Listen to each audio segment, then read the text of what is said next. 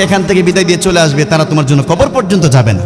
কিছু মানুষ কবরে গেলেও যখন কবরে মাটি দিতে একটু দেরি হয় অথবা খাঁচাটা গাড়তে একটু দেরি হয়, কিছু মানুষ খুব একটা উনাফেনা করে বিরক্তি বোধ করতেছে, এতক্ষণ লাগেনি যে তাকে দাফন করতে। বোঝা গেল মানুষ তোমার জন্য ধৈর্য ধারণ করতে তারা রাজি নয়। এটাই তোমার জিন্দেগি। নির্দিষ্ট এক সময়ের পরে তোমার আত্মীয় স্বজন তোমাকে ভুলে যাবে, একা তুমি কবরের মধ্যে পড়ে থাকবা। আমার বাপ, কবরের জগতের মধ্যে তোমাকে থাকতে হবে এমন একটা ঘর, যে ঘরের ব্যাপারে স্বয়ং আবু বকর সিদ্দিক পর্যন্ত কান্না করত। আবু বকর সিদ্দিকের জীবনের মধ্যে পাওয়া যায়, একদিন তিনি এমন কান্না করতেছিলেন, তার কান্না দেখা যে সমস্ত সাহাবীরা দেখতেছিলেন তাদের চোখ দিয়ে পর্যন্ত পানি ঝরতেছে কান্নার কারণে। সাহাবায়ে কেরাম তিনাকে ধরে নবীজির কাছে নিয়ে বলতেছেন, ইয়া রাসূলুল্লাহ, আপনার সাহাবী আবু বকর যেভাবে কান্না করতেছে, তিনি কান্না দেখা আমাদের অনেক মায়া লাগতেছে। নবীজি ডেকে বলেন, আবু বকর তুমি এমন ভাবে কেন কান্না করছো?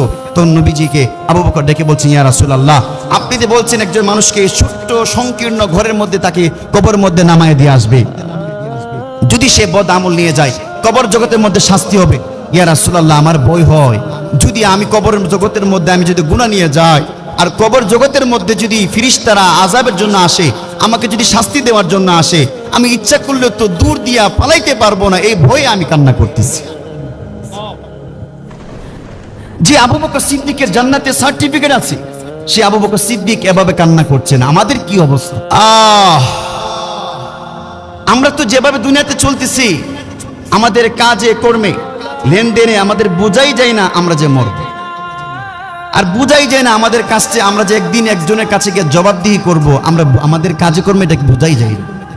যার কারণে মিথ্যা, দুর্নীতি, জোর জুলুম, অত্যাচার, পরনিন্দা, শিকায়ত, ক্ষতি, হারাম, বেপরদা, জিনা, ব্যভিচার, নেশা, ইয়াবা দিয়ে একটা মুসলমানের যুব সমাজের জীবন একেবারে তছনছ হয়ে গেছে।